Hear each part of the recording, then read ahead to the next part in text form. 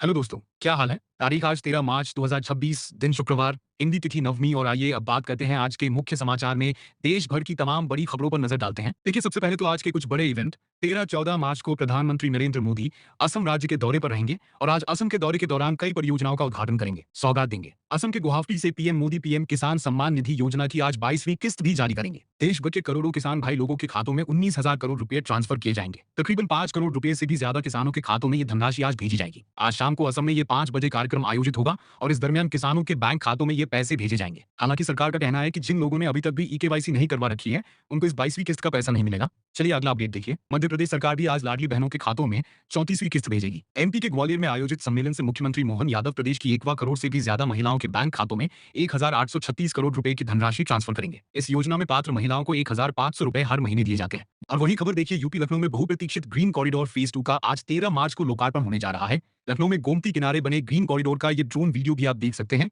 रक्षा मंत्री राजनाथ सिंह और मुख्यमंत्री योगी आदित्यनाथ आज इस ग्रीन कॉरिडोर का लोकार्पण करेंगे, जिससे 5 लाख से भी ज्यादा लोगों को ट्रैफिक जाम से राहत मिलेगी। और उत्तर प्रदेश लखनऊ में ग्रीन कॉरिडोर मार्ग के उद्घाटन को लेकर आज कई रूट पर ट्रैफिक डायवर्जन भी रहेगा।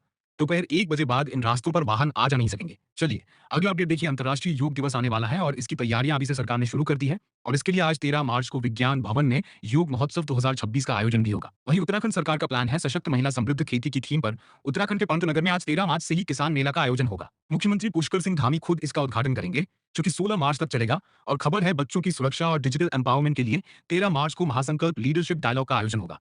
तो ये तो आज के कुछ इवेंट रहेंगे।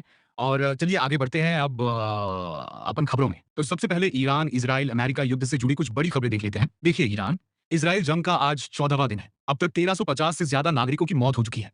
मिडिल ईस्ट में जंग और तेज हुई और उधर तेहरान का भी पलटवार जारी है। हिजबुल्लाह ने भी इजराइल पर तकरीबन 150 मिसाइलें दागी। पिछले 24 घंटों में इजराइल में 179 लोग घायल हो गए। रिपोर्ट्स में यह भी बताया जा रहा है कि अब अमेरिका पर भी ईरानी हमले का खतरा बढ़ता जाना, क्योंकि ईरान के नए सुप्रीम लीडर खुद बोले कि हम अमेरिकी बेस पर हमले जारी रखेंगे। सुप्रीम लीडर का पद संभालने के बाद मुस्तफा खामिनी का ये पहला बयान देखने को मिला। उन्होंने कहा कि होर्मुज का रास्ता भी नहीं खुलेगा। ऐसे में देखा जाए तो पश्चिम एशिया संघर्ष की वजह से अमेरिका के राष्ट्रपति डोनाल्ड ट्रंप को भी भारी नुकसान पहुंच रहा है, क्योंकि यूएस में भी 17% तेल की कीमतें बढ़ चुकी हैं। अमेरिका के कई तेल टैंकरों पर भी ईरान ने हमले किए हैं। 20 अरब यूएस डॉलर से भी ज्यादा की लागत का नुकसान अब तक अमेरिका को हो चुका है। हालांकि इन हालातों पर भी ट्रंप का कहना है कि तेल की कीमतें बढ़ना हमारे लिए तो अच्छा ही है, अमेरिका इससे बहुत पैसा कमा रहा है।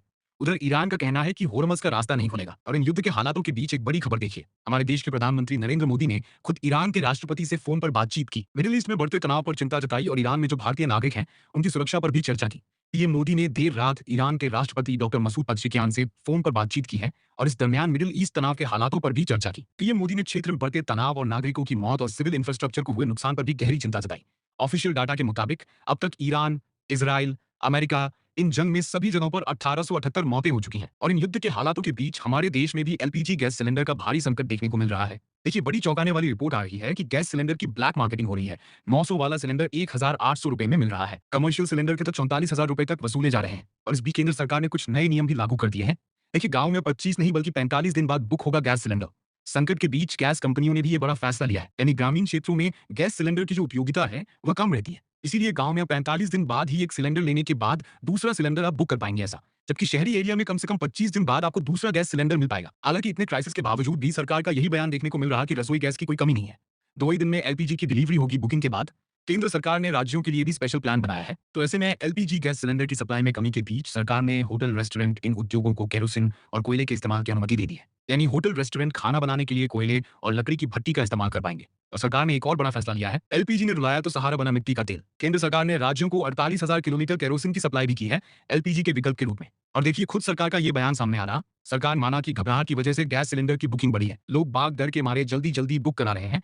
लेकिन केंद्र सरकार ने अभी भी कहा कि रोजाना तकरीबन 50 लाख गैस सिलेंडर डिलीवर हो रहे हैं और देश के 1 लाख पेट्रोल पंपों पर तेल की कोई कमी नहीं है। ये बयान दिया गया भारत के विदेश मंत्रालय, शिपिंग, पेट्रोलियम, सूचना और प्रसारण मंत्रालय ने संयुक्त रूप से देश में कच्चा तेल और गैस की किल्लत को लेकर ये ज्वाइंट प्रेस कॉन्फ्रेंस की है। इस बीच कुछ चौंकाने वाली रिपोर्ट सामने आ रही है कि देश में एलपीजी की किल्लत बढ़ी तो अब इलेक्ट्रिक चूल्हा, इंडक्शन कुकर की मांग बढ़ने लगी है।